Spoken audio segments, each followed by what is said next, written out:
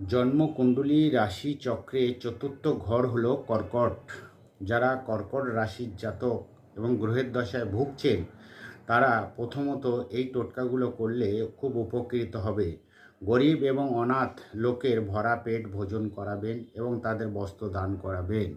2 নম্বর, মদ এবং মাংসের সেবন কোনো প্রকার করবেন না। 3 নম্বর, কোনো বাজে কাজে যোগদান করবেন না। 4 নম্বর, শনি এবং মঙ্গলবারে লোহার কোনো বস্তু বাড়িতে নিয়ে আসবেন না, লোহার বস্তু দান করবেন না। 5, যথাসম্ভব বাড়িতে হোম পুজো পাঠ করবেন, ভগবত গীতা পাঠ করবেন, ব্রাহ্মণদের ভোজন করাবেন। 6 নম্বর, একাদশী ব্রত করবেন না, কিন্তু ফলহার করবেন বিকেলে। 7 নম্বর, সকাল বিকেলে মায়ের চরণে স্পর্শ করে আশীর্বাদ নেবেন।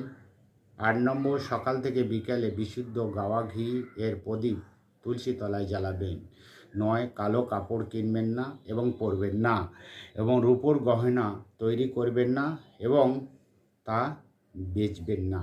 জয় মা কাল ভৈরব, জয় মহাকালের জয়, জয় মা কালীর জয়।